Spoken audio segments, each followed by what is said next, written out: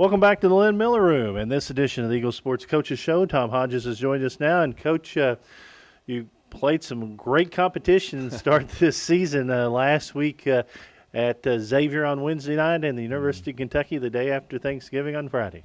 Absolutely, Jay. To open up the season and the preseason NIT with three very tough games there, and then to go on the road against Xavier in Kentucky last week. Certainly big challenges for our program and for our team and for our youth and inexperience, and certainly put that to the test. Hopefully those are tests that will continue to pop up, and we've got to start passing some of them now. University of Kentucky on Friday, we talked about this, I think, in the postgame. Matthew Mitchell in his 6th year at Kentucky, and this is probably his most talented and deepest team. Yeah, I was just watching the tape again, I guess as a glutton for punishment. But in preparation, just trying to shore up all the little things that we've got to get right. But they're really good. They're very fast. They play extremely, extremely hard in the full court and then defensively. So I really think by year's end they will be a Final Four contender. Cincinnati coming up, noticing on their roster they may be the tallest team we may ever play. They have like 6 6-footers, and their shortest person is 5'6". So, they're very tall and from the Big East and going to, be a very talented team. Yeah, they have size across the board. Nothing overwhelming. They start a post kid that's 6'4", but she's kind of wiry. But really nice size across the perimeter, 5'10", 5'11", 6 foot in that range. And their best player is their smallest player in Hollingsworth, who's an all Big East kid at the point guard. So it's another challenge for us, another test. But, again, Jay, we've just got to get better every day, be a little bit better today than we were yesterday and better tomorrow than we were today. Coach Elliott, coming from UConn, has that pedigree. She's been a part of 6 national titles. Yeah, and Jay has done a really nice job taking over a tough situation there. Jamil and I were in actually a coaching graduating class of a coaching seminar, and she's a great lady, does a great job, obviously has that UConn background, and is trying to get Cincinnati on the upper tier of the Big East. I'm sure she'll do that in her tenure there. So it'll be another nice task for us to go in and see exactly where we're at, what we've learned since last Friday.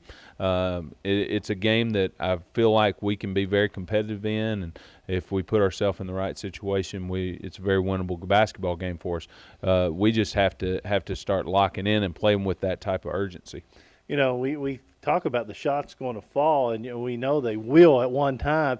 And when they do, I think that'll probably have some effect on the whole team, because if 1 or 2 people start hitting, I think the rest of them will feel comfortable enough to put up the shots with a little more confidence. Well, again, going back to the Kentucky game, I'm watching the game, and the quality of the shot that we got was really good. We got some wide open looks from 3 with people that we'd like to shoot the basketball.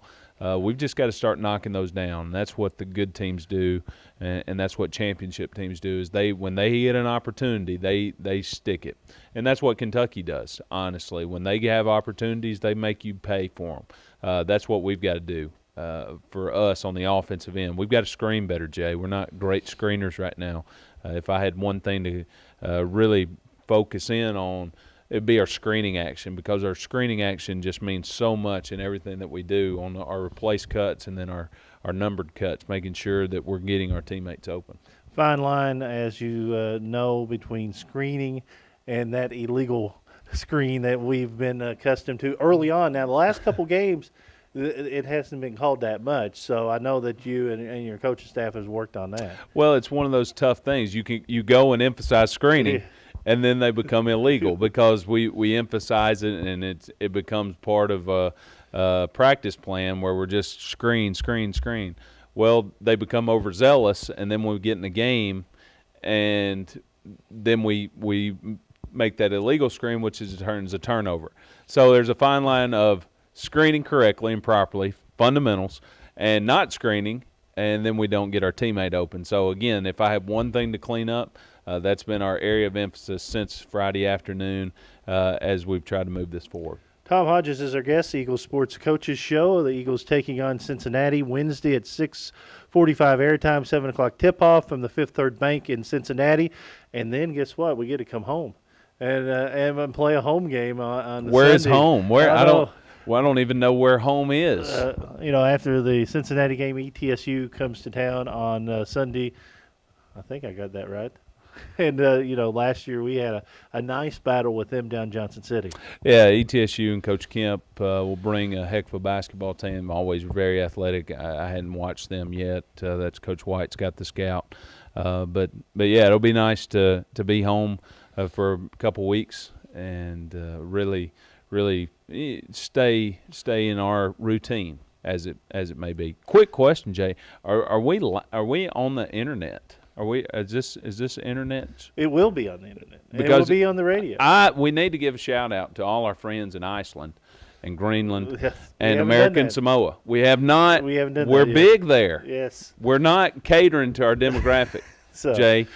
We've lost gets, and we're not catering to our Icelandic Eagle fans. Well, the Paneling Association of America, we're real happy with you in the first couple of segments because you really like this paneling here in the Lynn Miller room. The paneling, I think this may be the greatest paneled room in the Southeast United States, I'll be honest. And our American Samoan friends have to agree. Yeah. Please call in, write in if you have any other suggestions to the contrary. So we go back to the Eagles, and It's a lot more interesting to talk about geography and our fan base and where we cater from than these basketball games. okay. Jay. So if you are the furthest person that email Coach Hodges this week, T Hodges at Morehead State. T.Hodges at moreheadstate.edu. We will get you something. Loudmouth. Okay, you can send something to them, and we'll try to get it to them before Christmas. The longest place. We'll Geographically yeah. longest email that is sent through the World Wide Web. Yep. We'll go and see from Morehead to that city that they sent that from, and the longest thing we'll get them some loudmouth apparel. Absolutely. We've got to get Loudmouth into Iceland, Greenland, and American Samoa. I just feel like Darian is really dropping the ball marketing-wise. These are big markets that we could be getting into, and we're just neglecting these people. So we'll work on that. We'll get him to work on that. We have great fans here. We have great fans here, but we've got to broaden the base. Try to get that Icelandic, Eagle Nation. It's untapped. That's true. It's untapped. That's true. No we hadn't mentioned the Statler brothers, our brethren from abroad. We're really dropping the ball this year, Jay. Now, coming back Friday afternoon, me and Gracie, we got to listen to a little Statlers, plus she knew Loretta and Conway. My good, Gracie just moved up on my list. So at 11, she's a little Louisiana woman and Mississippi That's what man. it was. That's what it was. My goodness gracious! And then, what a great Friday drive with your daughter. And then we had After the Fire Is Gone. So absolutely. So you got two of that coming home, and so it was pretty good. But as we said, we want a big crowd out here on Sunday at Two Bells. And that's 2 o'clock. Two Bells, is that? That's 2 o'clock. That's Will Springs talk. Yeah. Two Bells. 1:45 airtime. It'll be a good matchup, but we know that Sunday games are sometimes hard to attend. But we just want to remind everyone that it would be a great for these young ladies to see the support.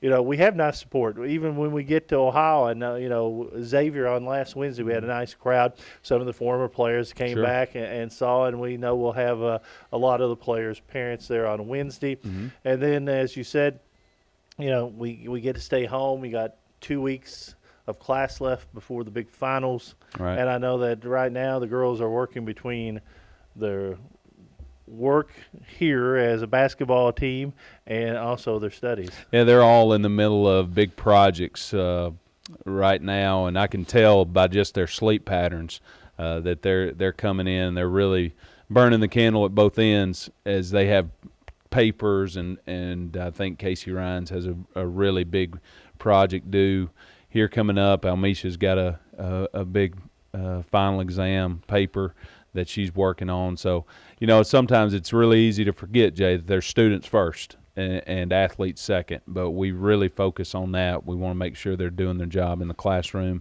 and we just feel like the results in the classroom will translate on the court. I kind of like the schedule because this is a drivable schedule that we've had the last couple years. The fact that you play some great competition, but it's a day trip in a way. You get to leave early afternoon and get you a game in, and then get back, and the girls can get to class the next morning. Right. We did that purposefully. If we weren't going to have home games, we wanted games, if they were on the road, that they would be day trips. So it makes for a nice schedule. Obviously, we want to play as many home games as possible in front of our fans and on our court, but it'll be nice to get this game at Cincinnati and then continue home for a couple weeks in preparation for our final exams and really the home stretch.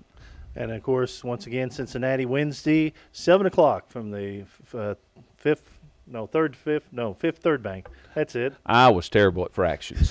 So that's the old Shoemaker Center. And, of course, that'll be at 7 o'clock tip-off, 6:45 airtime.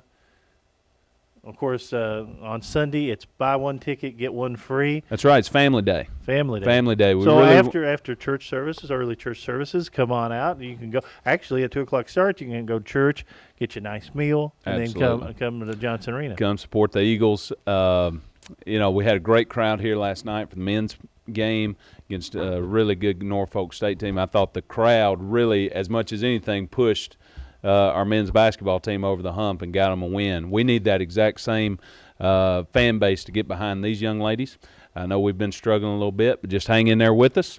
We're going to hang in there like a rusty nail, Jay, and we're going to get this thing right on the straight and narrow and really play some Eagle basketball coming up. Tom, we'll see you next week. Jay Money, live action. All right. Tom Hodges, head coach of the women's program here at Morehead State University.